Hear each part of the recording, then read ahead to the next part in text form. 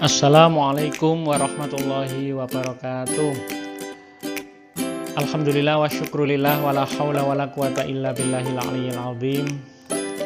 Alhamdulillah anak-anak sekalian, insyaallah pada kesempatan yang berbahagia ini Allah masih melimpahkan rahmat, taufik dan hidayahnya kepada kita sekalian, sehingga walaupun kita melalui tatap maya kita masih bisa melanjutkan kegiatan taklim kita, di mana pada kesempatan yang berbahagia ini Pak Mabrur ingin menyampaikan gambaran atau kisi-kisi tentang penilaian akhir semester, khususnya materi Al-Quran Hadis di kelas 9 pada semester ini ya, semester Kasal tahun 2020. Anak-anak sekalian, ketika kita melakukan PAS, berarti kita harus sadar bahwa sudah setengah perjalanan kita dalam belajar di tahun ini. Sudah satu semester, yang itu berarti sudah separuh jalan dari pembelajaran di tahun pelajaran ini. Waktunya terasa sangat singkat. Mudah-mudahan dengan singkatnya waktu, terutama dalam kondisi pandemi seperti ini, kita masih diberi oleh Allah ilmu yang bermanfaat seberapapun, sehingga dari manfaatnya ilmu yang kita dapatkan itu menjadikan bekal untuk melangkahkan kaki kita ke depan menjadi pribadi yang lebih sukses, lebih baik, lebih solih dan solihah ya. Amin ya robbal alamin. Anak-anak sekalian, pada kesempatan ini Pak Mabrur ingin memberikan gambaran tentang kisi-kisi atau materi uji yang akan dituangkan dalam penilaian akhir semester yang akan kalian lakukan nanti ya. Langsung saja, yang pertama adalah Pak Mabrur memberikan materi ujian di seputar masalah mat, hukum bacaan. Melalui proses pembelajaran, Pak Mabrur sudah menyampaikan materi-materi tentang mulai hukum nun sukun, mim sukun, kol-kola, izhar, idgham, ikhfa, sampai mat tabi'i, mat wajib mutasil, mat jaiz munfasil, dan mat-mat yang lain. Sehingga pada materi semester 1 di kelas 9 kita bertumpu pada masalah mat lazim. Yang pertama adalah kalian harus paham apa itu mat lazim kilmi mukhaffaf. Mukhaffaf itu artinya apa? Soal nomor 2 akan ditanyakan makna dari mat lazim mukhaffaf kilmi itu apa. Yang pertama mukhaffaf saja, kemudian tambahin mat lazim mukhaffaf kilmi. Kemudian yang ketiga adalah arti musaqqal itu apa. Kemudian mat lazim musaqqal harfi itu apa. Kemudian tanda-tanda hukum bacaan mat lazim mukhaffaf ilmi itu apa saja. Nah, ini kecil tapi banyak gitu ya. Sebenarnya sangat sederhana, karena pembahasan mat lazim itu dalam Al-Quran amat sangat sedikit. Contohnya juga itu saja, jadi nggak banyak. Namun demikian kalian harus tetap belajar. Kalau tidak belajar tidak iso ya. Kemudian yang nomor 6, tanda-tanda mat lazim musaqqal kilmi itu apa? Tadi mukhaffaf, sekarang musaqqal. Nomor 7, hukum bacaan mat lazim musaqqal harfi. Nah, tadi ada mat lazim itu ada mat lazim mukhaffaf, ada musaqqal. Mat lazim mukhaffaf kilmi itu ada, mukhaffaf itu ada 2, mukhaffaf kilmi, mukhaffaf harfi. Musaqqal juga ada 2, musaqqal kilmi, ada musaqqal harfi ya. Ada tanda-tanda mat lazim mukhaffaf harfi. Contoh mat lazim musaqqal kilmi seperti apa? panjangnya seberapa. Nah, ini kecil-kecil aja sederhana, tapi kalian harus paham ya. Selanjutnya adalah yang ditanyakan Pak Mabrur dalam materi ini adalah panjang bacaan mad lazim mukhafaf harfi.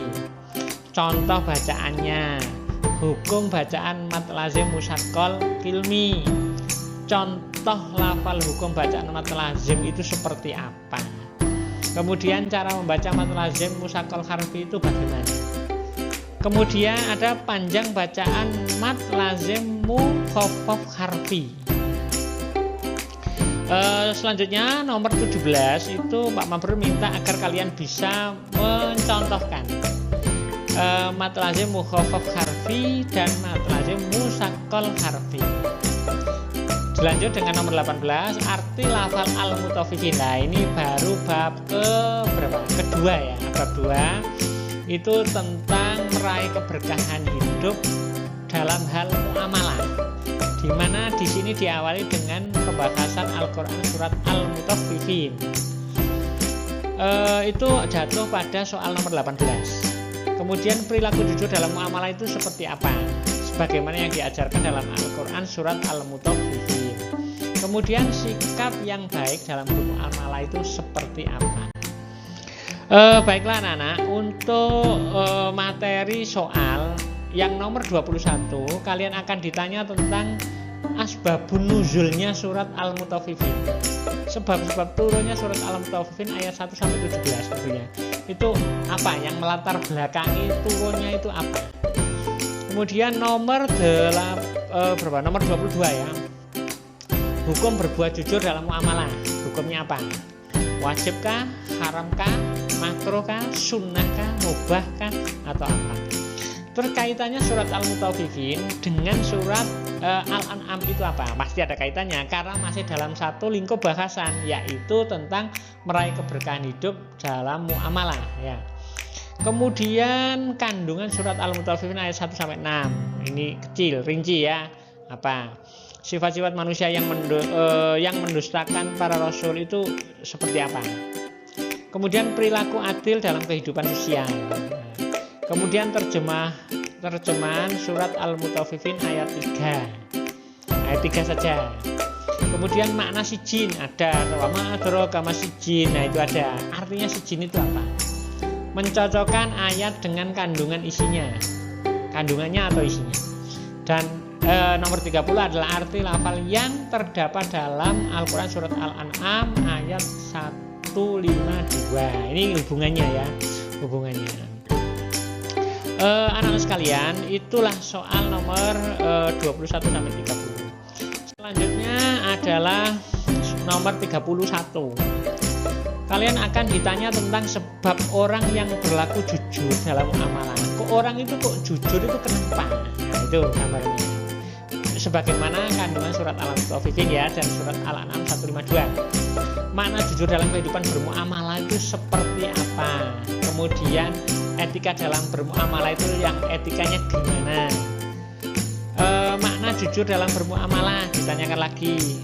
Tema pokok penjelasan surat Al-Mutaffifin. Al-Mutaffifin itu salah tulis kayaknya itu. Penjelasan pokoknya, tema pokoknya gimana? Ayat Quran surat Al-An'am ayat 152 itu jatuh pada soal nomor 36. Itu isinya tentang apa? Kemudian isi kandungan ayat yang bergaris bawah nanti aja itu. Kemudian nomor 38 sifat utama dalam berbisnis atau berdagang. Sifat utamanya apa? Yang dikandung intinya apa? Kemudian melengkapi lafal hadis nanti dijelaskan di sana. Makanya kalau ada hadis yang berkaitan dengan muamalah ini dihafalkan nanti anak-anak ya biar tahu ya. Menerjemahkan lafal hadis yang bergaris bawah. Hadisnya mana Pak? Nanti hadisnya ya. Yang terakhir adalah nomor 41 sampai 50. Ini tentang hadis. Hadis yang berkaitan dengan muamalah juga ini. Yang pertama hadis yang diriwayatkan oleh Imam Tirmidzi, menerjemahkan hadis dengan tepat. Jadi kalau ada hadis-hadis itu silakan dihafalkan sama artinya. Kalau bisa cara menulisnya agar ketika ada lafal-lafal untuk diminta untuk meneruskan itu kalian bisa nyambung. Perawi hadisnya siapa? Perawi hadis tentang jujur dalam muamalah itu siapa? Sifat yang paling utama dalam berniaga itu seperti apa? Perawi hadis jujur dalam muamalah itu siapa? Nah, ada karena bukan hanya satu ya. Kemudian ada makna jujur dalam muamalah. Bermuamalah berdasarkan hadis Rasulullah.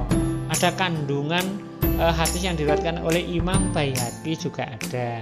Penjelasan penggalan hadis riwayat Baihaqi. Kemudian kandungan hadis riwayat Tirmidzi jatuh pada soal nomor 50. Ringkasnya kalian harus paham, kalau bisa harus hafal surat Al-Mutaffifin sama artinya dan hadis-hadis sama artinya. Intinya surat Al-Mutaffifin ayat 1 sampai 17, surat Al-An'am 152 itu ada hubungannya karena dalam bab yang sama. Kedua ayat tersebut erat hubungannya dengan hadis yang diriwayatkan oleh Imam Baihaqi dan hadis yang diriwayatkan oleh At-Tirmidzi. Semuanya itu saling berkaitan karena masih dalam bab yang sama. Bedanya kalau dalam bab 2 itu ayat Al-Mutaffifin 1 sampai 17 dan Al-An'am 152, sedangkan bab 3 itu hadis yang diriwayatkan oleh Imam Baihaqi dan Imam Tirmidzi. Bedanya cuma itu, inti bahasanya sama saja. Anak-anak sekalian, demikian yang bisa disampaikan Pak Maper. Mudah-mudahan ada manfaatnya dan bisa memberikan gambaran yang cukup bagi belajar kalian sehingga mempermudah untuk mempersiapkan penilaian akhir semester. Sekali lagi mudah-mudahan ada manfaatnya. Billahi taufiq wal hidayah. Wassalamualaikum warahmatullahi wabarakatuh.